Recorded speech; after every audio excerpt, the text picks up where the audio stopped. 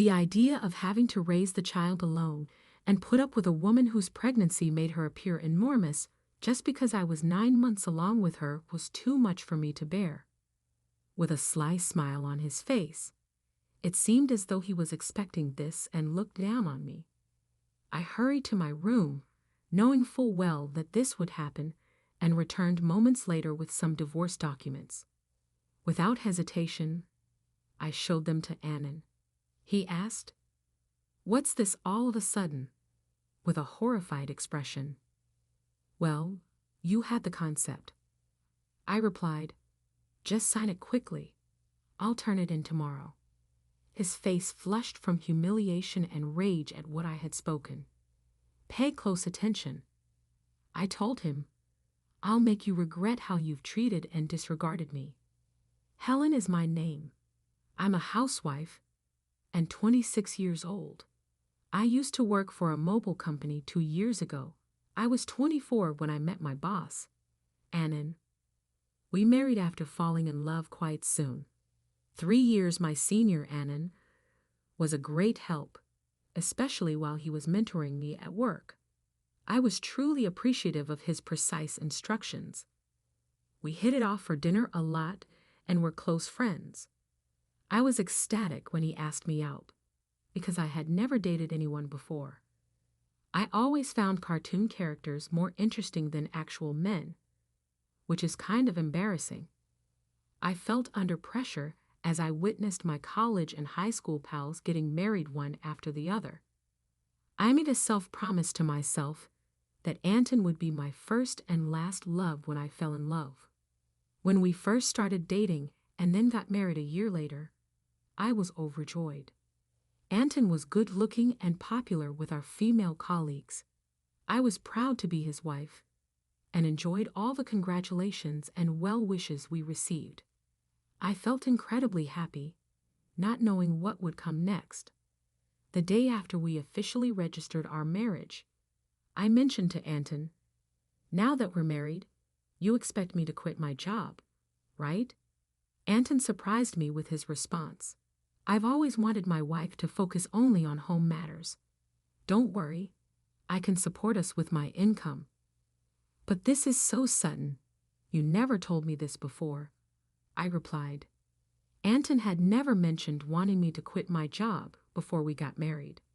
I had taken the job based on my father's advice, and quitting without notice didn't feel right. I wanted to explain, but Anton's silent gaze made me stop talking. "I should have told you earlier, but it's too late now. Starting tomorrow, you don't need to go to work. I'll take care of the handover," Anton said. The news that I had to start staying home from work the next day hit me so suddenly that I felt dizzy. But Anton's decision was final, and since he had been my boss, I couldn't argue. Even though I had to leave my job without a proper goodbye, I was committed to making our marriage work. I focused on household tasks and tried hard to meet Anton's expectations. I cooked meals, especially his favorites, hoping for some recognition. Even though Anton never commented on the food, I longed for a bit of appreciation, especially after giving up my job and losing my previous recognition. One day, I asked Anton, "Is my jacket clean? I have an important meeting tomorrow." "Yes, of course," he replied, showing his old-fashioned and commanding side. I reminded myself how lucky I was to be married to him and tried to meet his expectations. Without a personal income, I relied on Anton for everything. Our relationship often felt more like a boss and an employee than a husband and wife. But overall, our married life was relatively smooth. One day, I fell ill and couldn't get out of bed, feeling too weak to do housework. I planned to catch up on it the next day. Anton came into the room and, looking angry, demanded, "What are you doing? Get up and make some food," while kicking the blanket off me. I explained, "I'm sorry, I'm not feeling well." Instead of understanding, Anton scolded, "You don't work and you're lying down just because you're a bit sick. Pathetic." I was shocked that he would insist on chores even when I was sick. I never expected him to be like this before we got married. Maybe I should have noticed, but it was too much. I ended up doing the chores while crying. A few days later, I realized I had missed my period and felt a rush of panic. I went to the drugstore and bought a pregnancy test, which turned out to be positive. Overjoyed, I cried tears of happiness and decided to tell Anton as soon as he came home from work. That night, Anton came home after midnight, smelling strongly of alcohol and staggering. As he walked in, I was surprised at how drunk he was, especially since he hadn't warned me. Despite having prepared dinner and wanting to share my pregnancy news, I decided to tell him right away. My excitement got the best of me, and I shared the news with my tipsy husband. I haven't seen a doctor yet, so it's not confirmed, I said, trying to share our exciting news. But Anton's face turned dark as he replied, "A child? What have you done?"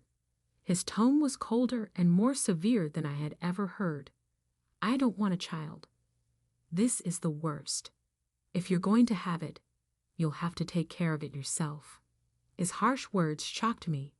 He angrily undressed and went to the bathroom. I couldn't understand why he was being so irresponsible about our baby. The happiness I had felt moments ago was replaced with deep sadness. He had never said he didn't want children before. We hadn't been using contraception, so I assumed we both wanted a family. As I was hanging up Anton's jacket and about to take his shirt to the laundry, I noticed something in the pocket. "What's this?" It was a piece of paper that felt like a receipt. At first, I thought it was from tonight's event and was about to throw it away, but then I saw the name of the place. "Is this a motel?" My hand shook as I realized it was indeed a motel receipt. This discovery shocked me deeply. I wondered why Anton would behave this way. Marriage is supposed to be about love between two people, especially since we'd only been married for just over a year. I had spent years dreaming of romantic relationships, but never really experienced one. I couldn't immediately accept this painful truth, but the idea of Anton cheating started to make sense. Were all my doubts about him using me as a servant while loving someone else true? Was this the reason he reacted so harshly to the news of my pregnancy? As I struggled with these thoughts, I started to feel nauseous and began to suspect that something was seriously wrong. It seemed like Anton had a mistress at my former workplace, and perhaps he wanted to marry me for stability rather than love. Everything started to make sense, and I felt like the line between reality and my imagination was blurring. Still, I couldn't ignore the hurtful things he said after I told him about the pregnancy. I decided to gather proof of Anton's infidelity. His cold behavior towards me made it clear that he was angry about the pregnancy. Even though I was dealing with morning sickness, he would deliberately eat strong-smelling foods around me and criticize my housework, making me redo things. It was tough on my pregnant body and heart, but I was determined to find out the truth. Anton never let go of his cell phone, even taking it with him to the bathroom, so I couldn't look at it. When I snuck into his room, it was always tidy, and there was nothing suspicious. He was very organized at work, and his desk was always spotless. It became clear that catching him red-handed would be difficult. I frequently checked his pockets for receipts or other evidence, but my search was coming up empty. I thought about hiring a private detective, but I didn't have the money for that. I was lost in thought about my situation when I got an unexpected phone call from my father, who rarely called me. "Hello, it's me, your dad. How are you?" he asked. I was surprised to hear from him, given how busy he usually is. "Dad, what's going on? Aren't you swamped with work?" "My employees have been doing well. "So I'm not that busy," he said. As the CEO of a company in Canada, my father had always been a workaholic.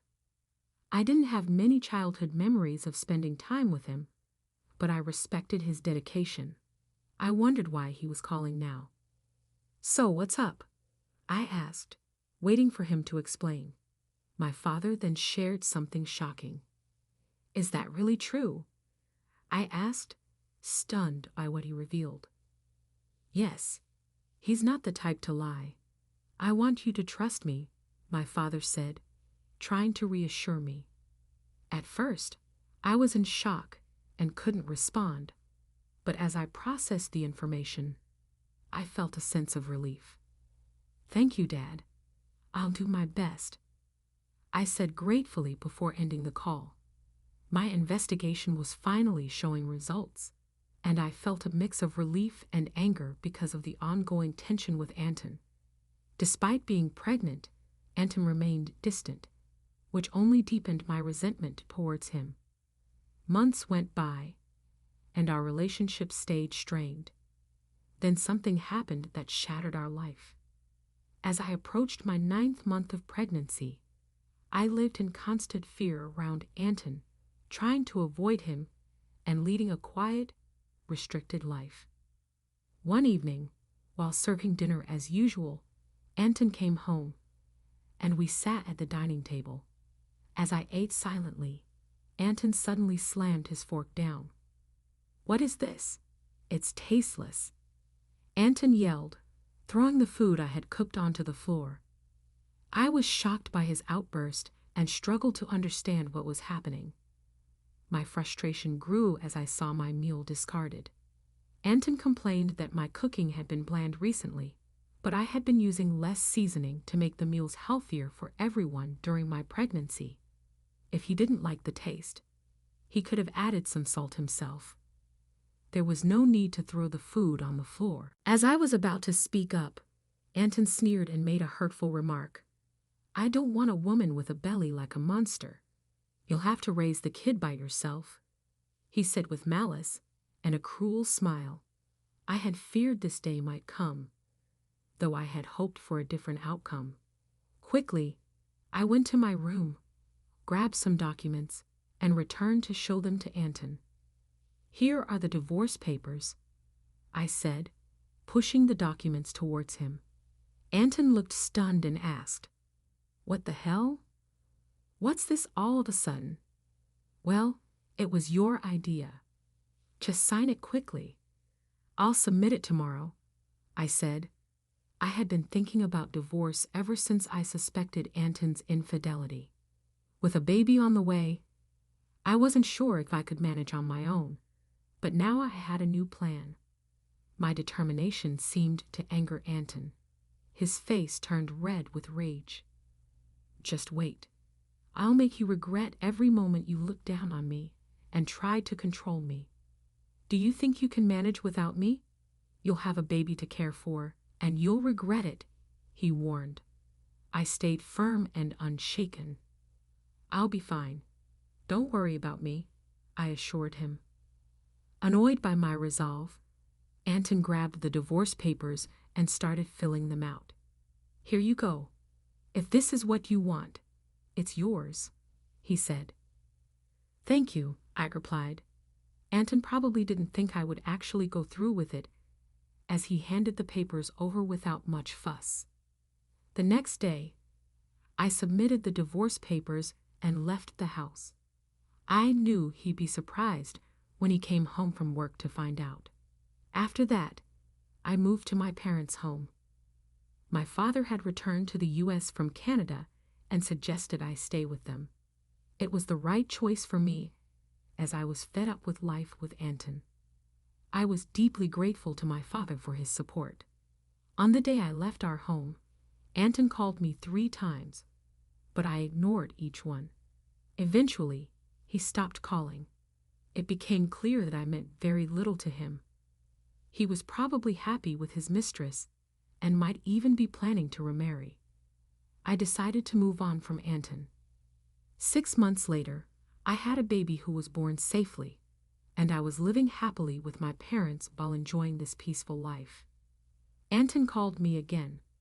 At first, I ignored his calls, but after he persisted, I had no choice but to answer. "Hello. What do you want now?" I asked, tired of his calls. "Hey, what's going on? Why were you on that show? And since when are you the daughter of a CEO with millions of dollars?" Anton's voice was filled with surprise and anger. It turned out he had seen a TV show about my family's lifestyle, which aired after I moved back with my parents. After returning to my family's home, I was approached by a TV station because of my father's role as CEO of a major global tech company. The show featured the luxurious lifestyle of CEO families, and they filmed at our house, discussing our family's wealth, which was estimated at around $10 million. I never expected Anton would see that show, but the reach of television is truly powerful.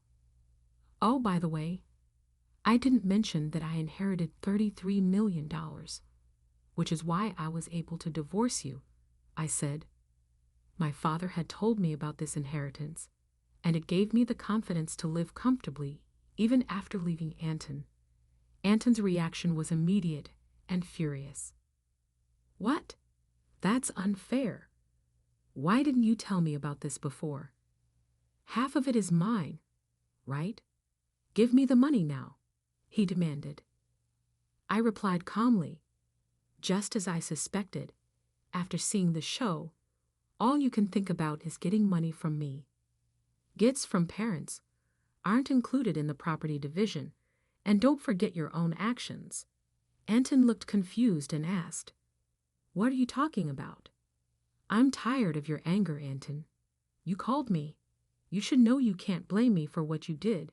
You cheated, didn't you? With your new wife, who's a junior from your company. You started seeing her even before we were married," I said. Anton was clearly shocked by what I knew. I finally had the upper hand. "Did you think I wouldn't find out? My father has many connections in your company, and one of them told me about your affair. I haven't mentioned it before, but I will be demanding child support," I declared. Anton, still in denial, argued, "Stop kidding.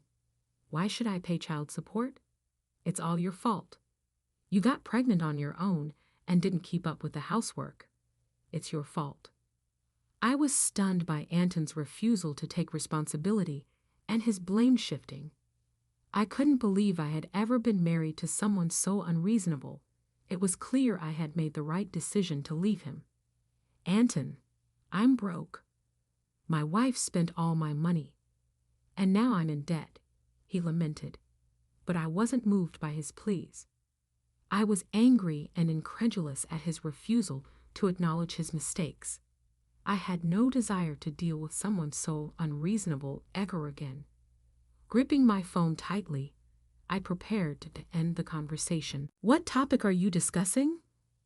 Are you even aware of how absurd you sound? I want no more business dealing with you. I'll leave the child support to my attorney. You won't see the child again, and you should not call me again." I said goodbye. I rapidly vented my rage, blocked Anton's number, hung up, took a big breath, and felt relief.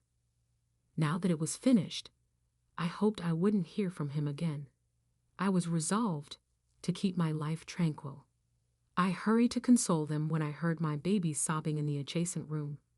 As it happened, Anton began sending in a monthly child support payment.